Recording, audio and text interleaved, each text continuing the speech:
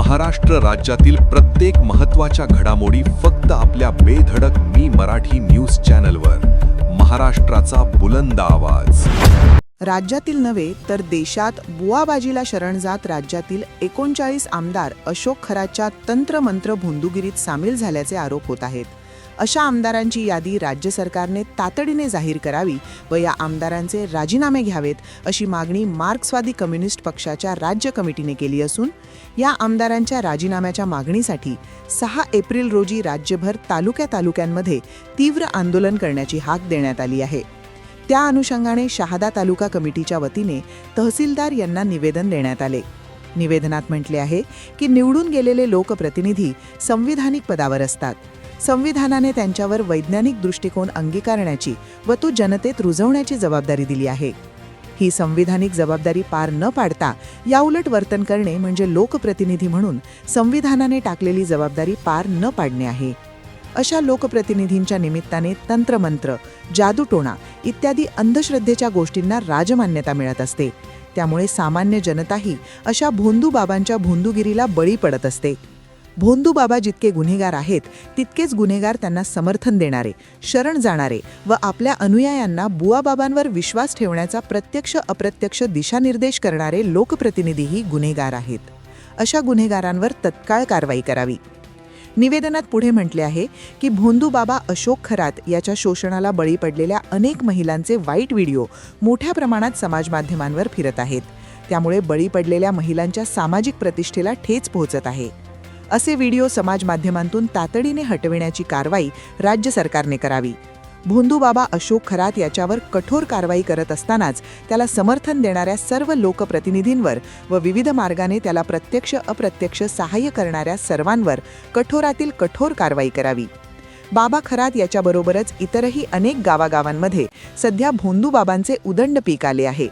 राज्यकर्त्यांनी वैज्ञानिक दृष्टिकोन व विवेकवादाचा पाठपुरावा करण्याऐवजी जाती आणि धर्म आधारित द्वेषवादी अंधश्रद्धा राजकारणाला बळ दिल्याचा हा परिणाम आहे. राज्य सरकारने राज्यातील या सर्व भोंदूबाबांचा बंदोबस्त करण्यासाठी विशेष मोहीम राबवावी अशी मागणी मार्क्सवादी कम्युनिस्ट पक्षातर्फे निवेदनात करण्यात आली आहे. सोबतच प्रत्येक पोलीस स्टेशनमध्ये अंधश्रद्धा निर्मूलन कक्षाची स्थापना करून ते कार्यान्वित करण्याचा शासन निर्णय त्वरित अंमलात आणा. जादूटोणा विरोधी कायद्याचे नियम तयार करून सदर कायद्याची कठोर अंमलबजावणी करा व सोशल मीडियातून होणाऱ्या बाबाबुवा, ज्योतिषी, मंत्रतंत्र यांच्या अंधश्रद्धा पसरवणाऱ्या जाहिरातींचे नियमन करणारी स्वतंत्र यंत्रणा तातडीने तयार करा. या मागण्या ही माकपच्या वतीने करण्यात आल्या आहेत. निवेदनावर comrade Sunil Gaikwad, comrade Bhika Brahmane, comrade Sudam Chaudhari, comrade Santosh Gaikwad, comrade Meharban Pawara, comrade Rajaram Thackeray, comrade Haru Sonawane, comrade Kiran More, comrade Khandubhau Samudre, comrade Chhayabai Panpatil, Dinesh Pendarkar, comrade Masoom Manyar, comrade Dinesh Gulale, comrade Rafiq Shaikh, comrade Lakhadada यांच्या सह्या आहेत. बेधडक मी मराठी न्यूजसाठी सुमित गिरासे, शहादा. दादा ओके.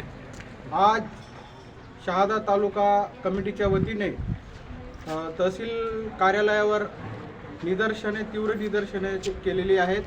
त्याच्या एक महाराष्ट्रामध्ये मार्क्सवादी कम्युनिस्ट पक्षाने दिलेल्या हक्कानुसार तीव्र आंदोलने आम्ही या शहादा तालुक्याच्या वतीने केलेल्या आहेत. आमच्या मुख्य 2 मागण्या आज या आंदोलनामध्ये आहेत. मुख्य एक मागणी अशी आहे की भोंदू अशोक खरात बाबा याला फाशी झाली पाहिजे. त्यांनी महिलांचे लैंगिक शोषण केलेलं आहे. आणि त्याचबरोबर दुसरी अशी मागणी आहे की 39 आमदार या भोंदू खरात बाबाच्या जाळ्यात फसलेले आहेत. त्यांचे नावं आलेली आहेत. त्यांनी ताबडतोबीने राजीनामा दिला पाहिजे. महाराष्ट्र सरकारने त्यांचे राजीनामे ताबडतोब स्वीकारला पाहिजे. हे सर्व महाराष्ट्रामध्ये चालू असताना फडणवीस सरकार हे काही झोपलेले होते का?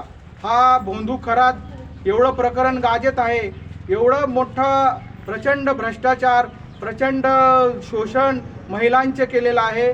आणि अंधश्रद्धेच्या नावावर देशभर त्यांनी जे काही अंधश्रद्धा पसरवलेली आहे याला कोणाला भान होती की नाही? महाराष्ट्र सरकार काही झोपलेलं होतं का? या एवढ्या मोठं प्रकरण गाजत असताना आत्ताच त्याचे प्रकरण बाहेर येत आहे. तो अनेक दिवसापासून या भागामध्ये काम करत होता, तातडीने त्याच्यावर लक्ष का गेलं नाही आणि आत्ता गेलं तर आत्ता त्याला तातडीने फाशी का दिली जात नाही, असा आमच्या आजचा सवाल आहे.